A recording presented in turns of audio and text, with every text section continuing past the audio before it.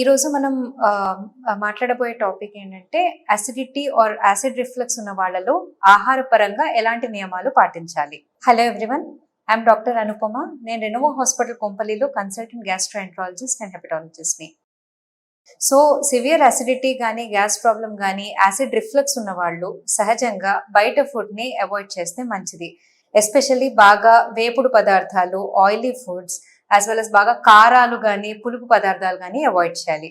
And especially tea, coffee consumption కూడా ఈ అసిడిటీని, acid reflux ని ఎక్కువగా చేసే అవకాశం ఉంటుంది. సో వాటిని కూడా అవాయిడ్ చేస్తే మంచిది. అండ్ దాంతో పాటుగా చాక్లెట్స్ లేదా కూల్ డ్రింక్స్ లేదా సోడాస్, ఎక్కువ కార్బోనేటెడ్ డ్రింక్స్, ఇవన్నీ కూడా అసిడిటీ, యాసిడ్ రిఫ్లక్స్ ని ఇంక్రీజ్ చేస్తాయి అన్నమాట.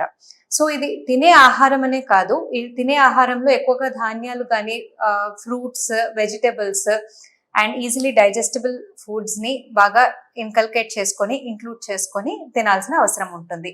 ఏం తింటున్నాం అన్నదే కాకుండా ఎలా తింటున్నాం అన్నది కూడా ఇంపార్టెంట్. వీళ్ళు ఒకేసారిగా ఎక్కువ అమౌంట్ లో ఫుడ్ తీసుకోకుండా డివైడెడ్ మీల్స్, అంటే కొద్ది కొద్దిగా కొంచెం కొంచెం గ్యాప్ లో ఎక్కువ నెంబర్ ఆఫ్ టైమ్స్ తీసుకుంటే అసిడిటీ కానీ యాసిడ్ రిఫ్లెక్స్ కానీ కంట్రోల్ చేసే అవకాశం ఉంటుంది. అదే కాకుండా టైంకి తినడం కూడా చాలా ఇంపార్టెంట్. సో చాలా మంది సహజంగా మనం వింటూ ఉంటాము, బ్రేక్ఫాస్ట్ స్కిప్ చేయడము, లంచ్ స్కిప్ చేయడము అలా చేస్తూ ఉంటారు, వర్క్ వల్ల కానీ ఇంకేదైనా విషయం వల్ల కానీ. సో అలా చేయకుండా ఎక్కువగా ఫుడ్ ని లైక్ డివైడెడ్ మీల్స్ లో ఆన్ టైం తీసుకుంటూ ఉంటే వీళ్ళకి అసిడిటీ కానీ రిఫ్లెక్స్ కూడా తక్కువగా ఉండే అవకాశం ఉంటుంది.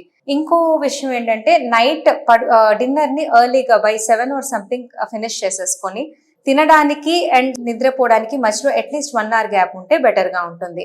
అండ్ ఇంకా బెటర్, మరీ ఎక్కువ అసిడిటీ ఉన్న వాళ్ళు, అంటే ఎస్పెషల్లీ పడుకోగానే పైకి తన్నినట్టు అనిపిస్తుంది అలానే వాళ్ళు తిన్నాక ఒక 1/2 hour అన్న వాకింగ్ అలా చేసి దాని తర్వాత పడుకుంటే బెటర్ గా ఉంటుంది.